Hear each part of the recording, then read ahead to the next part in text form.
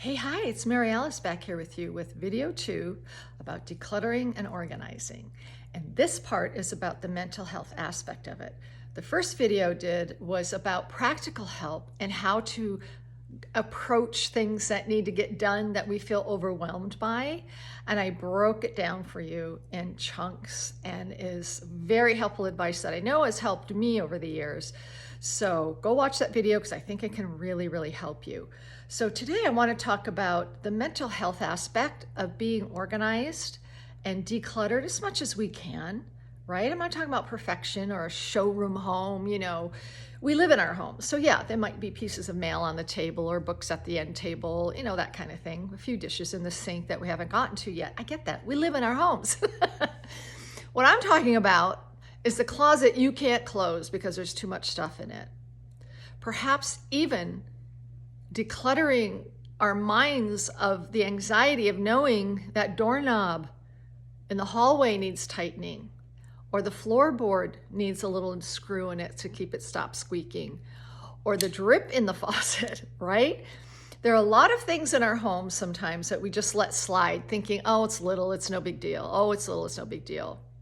Whether it's trying to organize your home office or a closet or your garage, these things really do create a buildup of anxiety within us, subconsciously even, because we can have house blindness. Have you heard that phrase where we are just so used to the clutter or so used to the things that need fixing that we don't think about it that much? It's not conscious, but it's subconscious, and we feel anxious about it. And it creates a sense of urgency, but we don't get to it. It can create a sense of that feeling of, oh, man, I'm a loser. Why don't I just get that done? It's not conscious thinking. These are things that just build up inside us. So our mental health is important across the board. There's enough stress in our lives, is there not? I mean, there's enough stuff going on in our families, with our friends, maybe in our community, and in the world that keep us kind of concerned in our lives. The thing that I want to say is we can control a lot of that just by getting those things done. Again, check out my other video. It'll help you break down the feeling of overwhelm if you feel like, I can't do it, it's too much, or you feel compelled to get it all done in a day, and it doesn't have to be done in a day. So anyway, even knowing that can bring us peace of mind. Even knowing we know how to approach that project can give us peace of mind. Even this morning, I was watching an interview with a doctor, again, about brain health, because the older I get, the more I know I need attention to that part of my brain, because I easily forget things more often, and I don't want to fall into that trap. So I learn about brain health of nutrition, supplements, brain exercises, that kind of thing. And what he talked about was the stress. The number one problem with brain fog, brain parts of us that we can't function well or forgetful or can't focus has to do with stress. And the cortisol levels that are within our body directly affects the brain. And so when we are stressed about all these unfinished projects, it affects the brain. It can affect our mood. It can affect how we feel about ourselves, right? So the mental health aspect of just being more organized is important. Look, we live in an organized universe. We live in an organized galaxy. We live in an organized solar system. We live in a very organized planet. Think of it. Think of how the seasons come and go. The tide comes in and out. The sun rises and sets at a certain time. We can set our clocks by it, right? It's very organized. And it's intelligent that way. Now, just for a second, I want to talk about the extremes here because I think it's really important. There are the extremes of people who really do need help with some things. Now, years ago, this is years ago when my older two were very young, before my third was born. So this was like, I'm embarrassed to say, 40 some years ago. I can't even believe I'm old enough to say 40 some years ago, but I am. Anyway, My two older ones were very young, and we were friends with a bunch of people, and there was this one woman that we just got along. We had great times together. We'd go out to lunch. She'd come over and bring her kids, and they'd play, and we'd chat, and we would have like potluck dinners at my house with other people. It's just really, really fun. But I noticed over time of knowing her that she never invited us over. Not that I ever thought like she should have us over. It wasn't like that. It was just like I thought that was interesting. And I also remember a few times when I wanted to drop something off to her. I remember one time one of her children left their mittens, and I wanted to bring them over, and she go, no, I'll pick them up. I go, oh, but I'll bring it right in your, no, I'll get it. I go, okay. And then another time I was going to drop off a book she wanted to borrow, and oh, no, I'll come and get it. And I'm like, okay. So we had a discussion one day, and I just kind of gently brought it up, and she looked at me and tears started coming down her eyes. It was so, I'm like, are you okay? I suddenly thought, did I say something? Did I hurt her feeling? What happened? Long story short, she shared with me that her house is a complete and utter mess. She does not know where to begin. She doesn't know how to organize. And she goes, it's not dirty. It's not like muddy and dirt and stuff like that. She goes, I do kind of the basic things, but it's so disorganized, and I'm so embarrassed to have people over. And I go, I get it. I understand. Please don't worry about that. It's not a thing with me. So she said, okay. So like a couple weeks later, I told her I was going to stop by and drop off that book. And she's like, oh, okay. And she sounded hesitant. And as I dropped it off, I knocked at her door, and I immediately could see the main room, the living room, and I didn't react because she did tell me. And I saw complete chaos in that house. I mean, chaos, like things that were in the living room that should have been in the kitchen, and things that were in the dining room that should have been somewhere else. And it was like, and it wasn't like dirty, It was just chaos with different things all over the place that didn't make sense where they were. I didn't react or anything. And, I just dropped it off and said, thank you very much. And, let's get together. Let's, plan another play date at my house, or, that kind of thing. But I realized, of course, this was later in life, but I realized, and she was a creative person. She was very artistic as well. And I realized later in life that the more I understood about ADD and ADHD, because it runs in my family and a couple of my kids, and, reading about it, learning about it, her executive function in the brain was paralyzed. It was frozen. And that needed professional help. Now, I hope, this is years ago, so I hope she got it. I hope she's doing fine. We both moved on. We both, at one point, moved out of state, and we kind of lost connection with each other. But I hope she really has gotten the help she needed and could understand this about herself. Nothing to judge.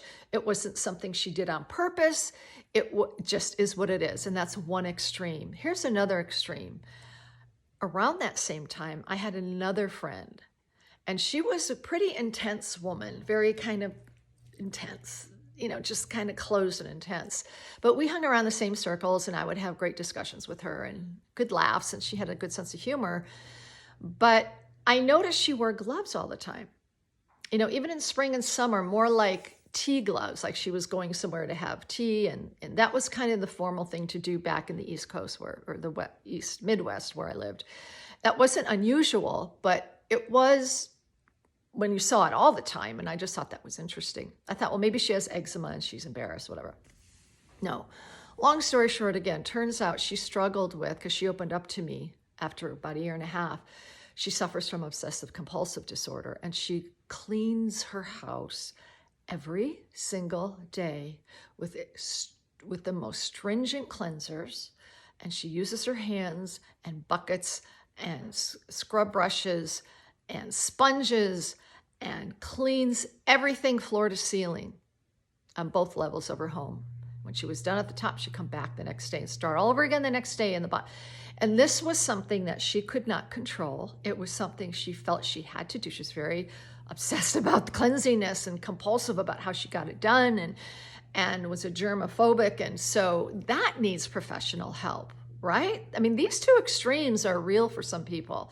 And I just want to point that out because I think it needs to be addressed, because I think there are times when sometimes we can't even see the forest for the trees within our own lives. But I just want to share that because I know some people do struggle this way.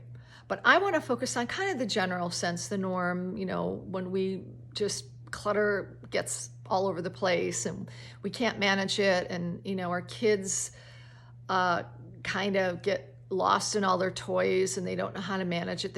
Because we weren't disciplined in that. The kids aren't disciplined in cleaning up after themselves or taking care of their items respectfully and with intention and with gratitude. So having a mindset of gratitude when we approach orderliness in our homes is so beautiful.